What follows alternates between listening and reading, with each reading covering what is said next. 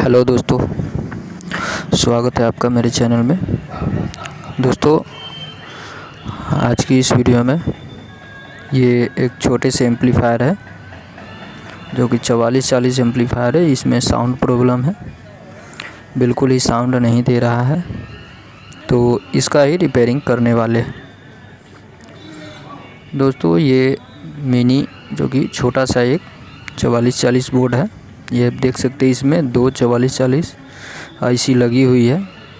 तो सबसे पहले रिपेयरिंग करने से पहले हमें इसके बारे में कुछ जानना होगा कि कौन सी वायर, ये जो कि एक लेफ़्ट चैनल की है, स्पीकर आउटपुट की है, और ये एक राइट चैनल की है, और ये एंटीना की तार है, एफएम एंटीना।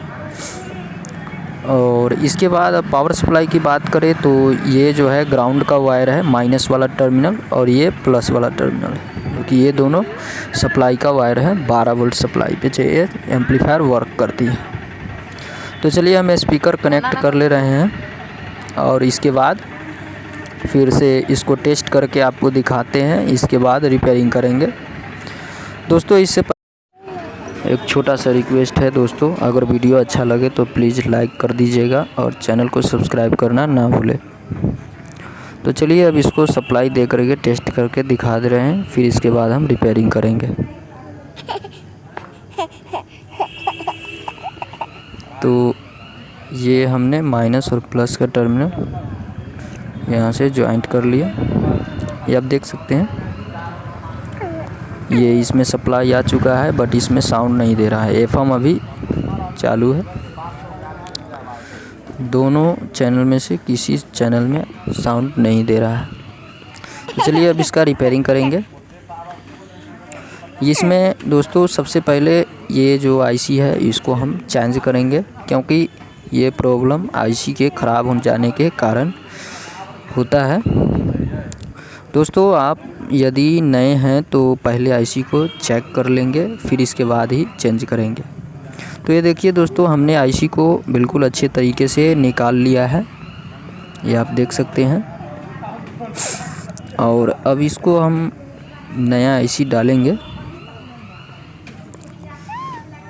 तो चलिए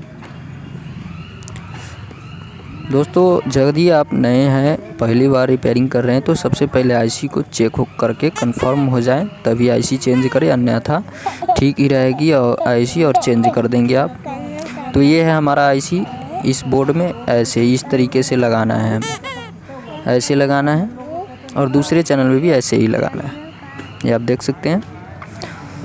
तो दोस्तों, इसमें लगाने से पहले हमें हीटसिंक पे, ये दोनों आईसी है, इसको हीटसिंक पे लगा लेना है। सबसे पहले आईसी पे हीटसिंक पेस्ट का उपयोग करेंगे, जो कि हमारे आईसी को हीट होने से बचाएगा और जल्दी आईसी जो कि डेड नहीं होगा।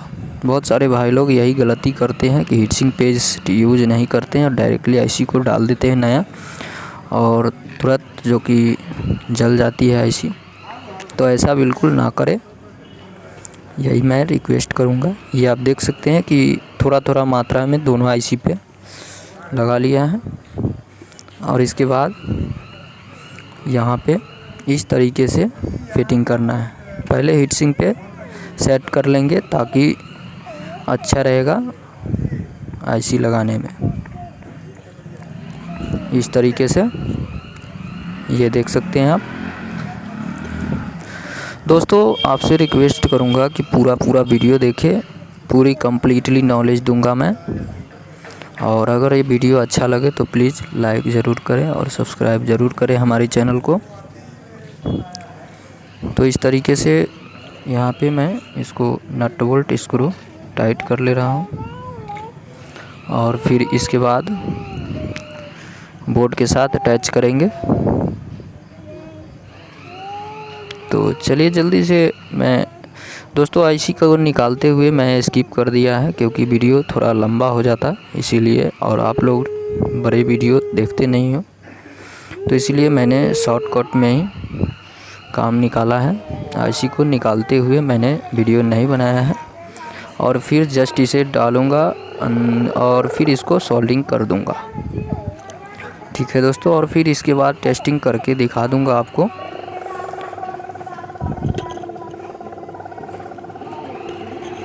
दोस्तों अगर आपके पास मल्टीमीटर नहीं है चेक करने के लिए आईसी, अगर आप कंफर्म नहीं होते कि आईसी ख़राब है कि क्या, तो आप ऑडियो इनपुट वाला वायर को हाथ से टच करें।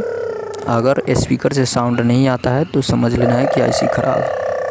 ये देख लीजिए, हमने आईसी को ये वाला पार्ट जो कि मेटल वाला इस साइड लगाया था, ये आपको ध्यान में रखना है। तो इसको ऊपर की तरफ रखना है और इस तरीके से हमें लगाना है ऐसे। तो चलिए फिटिंग करके आपको दिखाता हूँ। ये देखिए दोस्तों, हमने इसमें फिटिंग कर लिया है और अब इसको मैं सोल्डरिंग कर ले रहा हूँ। एक एक करके अच्छा से सोल्डरिंग करना है, कोई भी पिन आपस में शॉर्ट ना हो, ये आपको ध्यान में रखते हुए सोल्डरिंग करना है। इस तरीके से एक एक पिन को आराम से सोल्डरिंग करना है,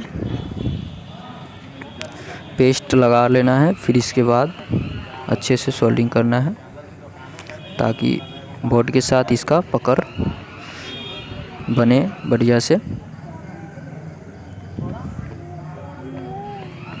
तो ये आप देख सकते हैं कि किस तरीके से मैं सोल्डरिंग कर रहा हूँ।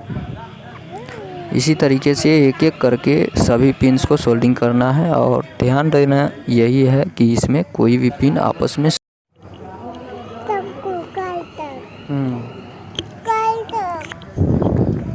ये एक पिन जो कि गलती से शॉर्ट हो गया है तो मैं इसको रिमूव कर लूँगा। यहाँ पे एक पिन ये शॉर्ट हो गया है, तो ये आपको बिल्कुल ध्यान देना है। हर कोई भी एम्पलीफायर की अगर आईसी या फिर कोई भी वर्किंग करते हैं तो उसमें ध्यान देना है। ये आप देख सकते हैं कि किस तरीके से हमने बहुत ही बढ़िया से सोल्डरिंग कर दिया है। तो चलिए अब आपको टेस्ट करके दिखा देते हैं इसको। चलिए अब हम सप्लाई इसमें दे लेते हैं, सप्लाई का वायर लगा ले रहे हैं। तो ये है हमारा 12 वोल्ट का केबल जो कि दोनों टर्मिनल के साथ हम अटैच कर दे रहे हैं। सबसे पहले आपको मैं स्पीकर लगा ले रहे हैं।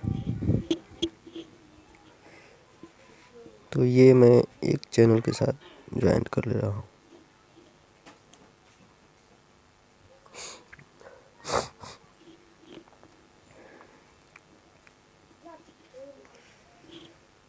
अब मैं पावर सप्लाई का कनेक्शन कर ले रहा हूँ।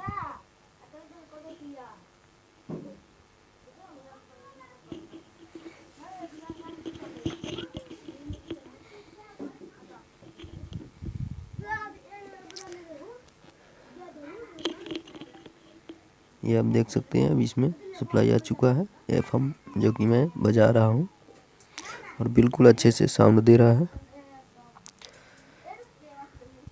ये देख सकते हैं। तो धन्यवाद दोस्तों, फिर मिलते हैं अगली वीडियो के साथ। तब तक के लिए गुड बाय।